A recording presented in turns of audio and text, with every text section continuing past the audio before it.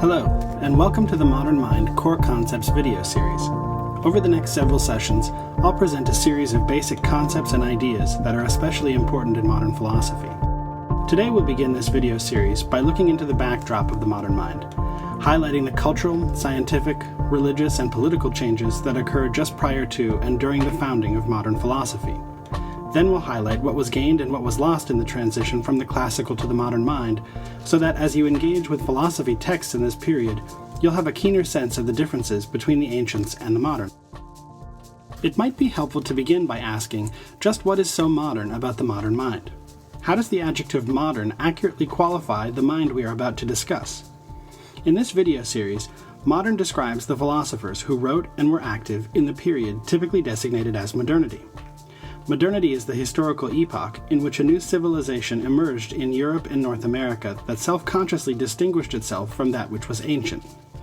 It is generally agreed to have arisen in the 16th century and to have come to an end in the mid-20th century.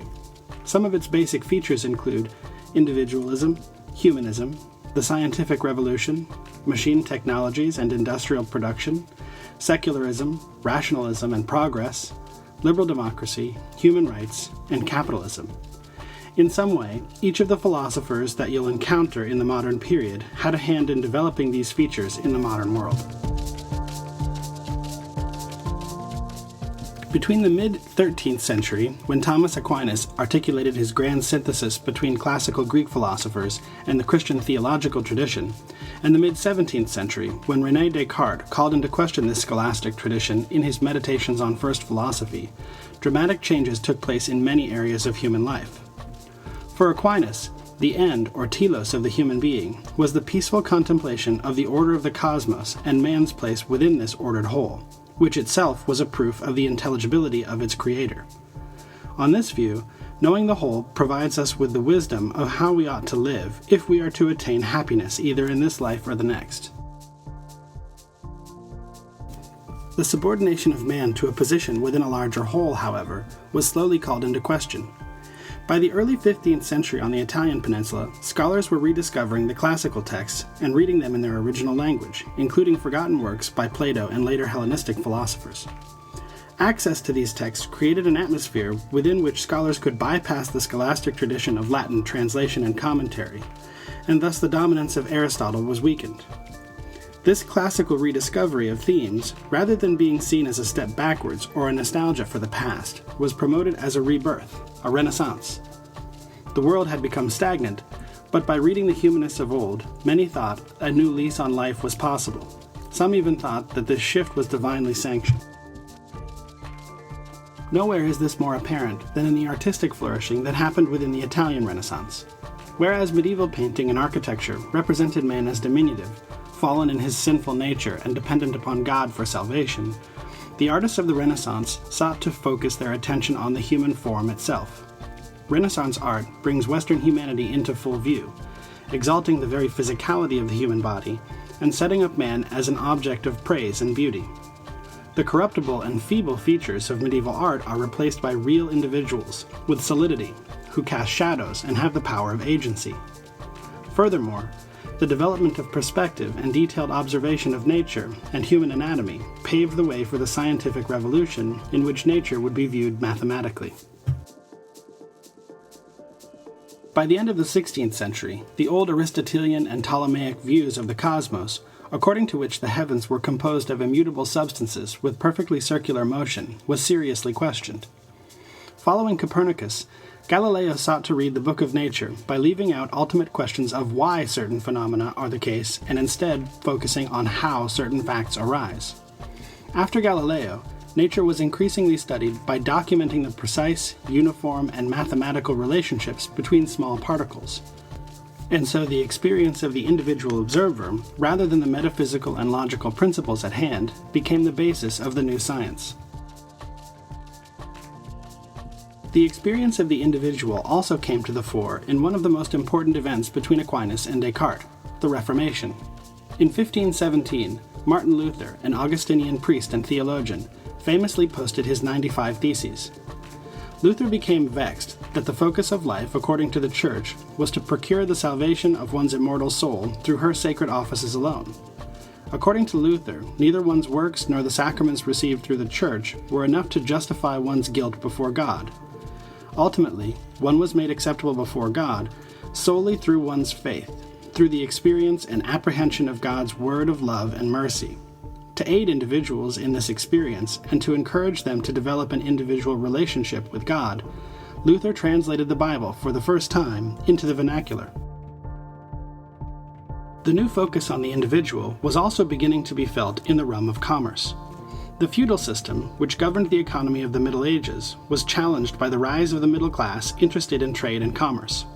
Small towns became in a short time bustling urban centers, where peasants could bring their own goods to market, inspiring in them a sense of independence from feudal lords.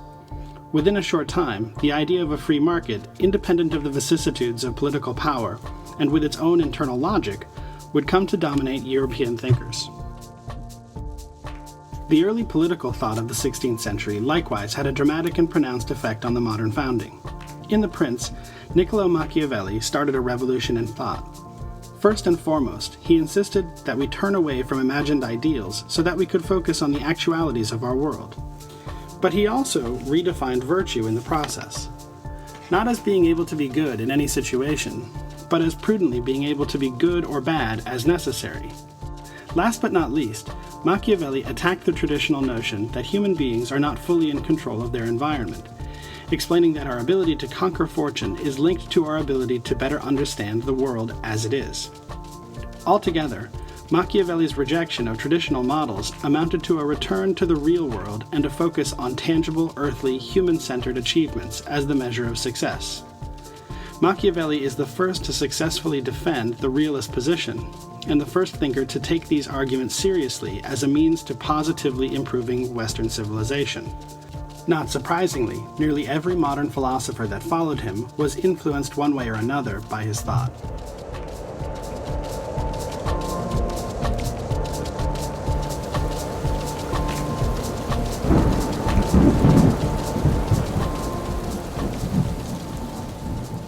Undeniably, a great deal was gained from the developments in this tumultuous period.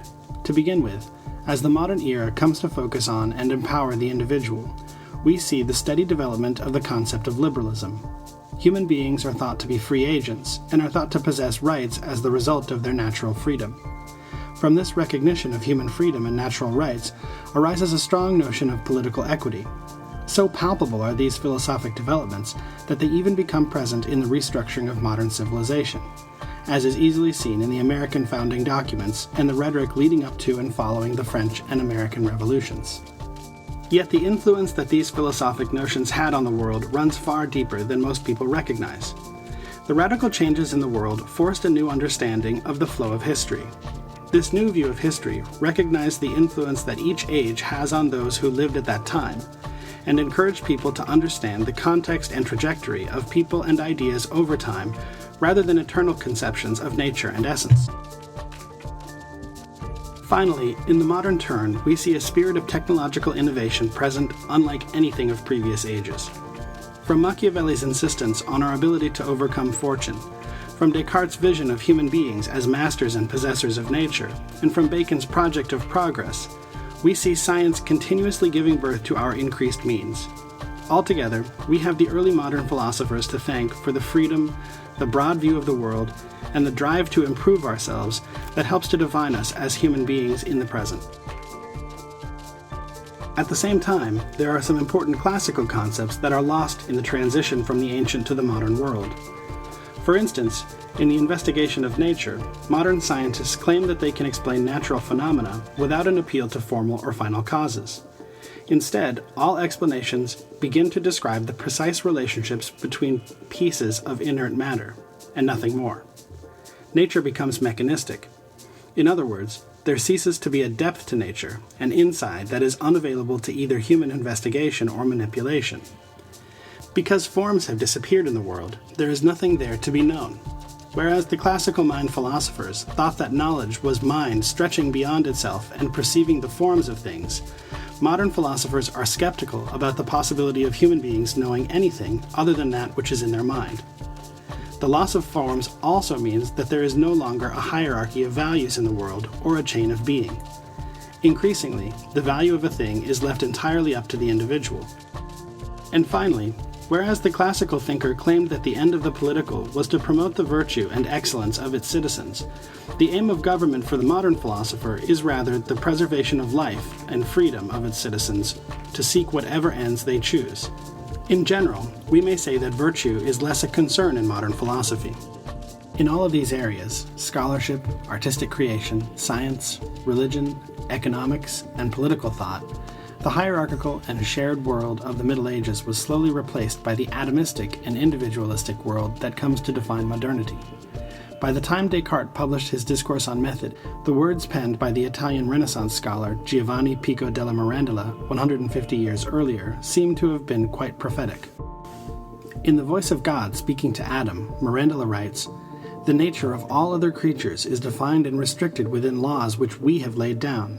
You, by contrast, impeded by no such restrictions, may by your own free will trace the lineaments of your own nature. I have placed you at the center of the world, so that from that vantage point you may with greater ease glance round about you on all the world contains, in order that you may, as the free and proud shaper of your own being, fashion yourself in the form that you may prefer."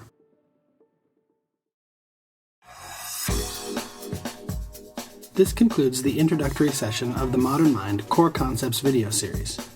Please join me again for new Core Concepts videos that will support you as you read and engage with modern philosophy.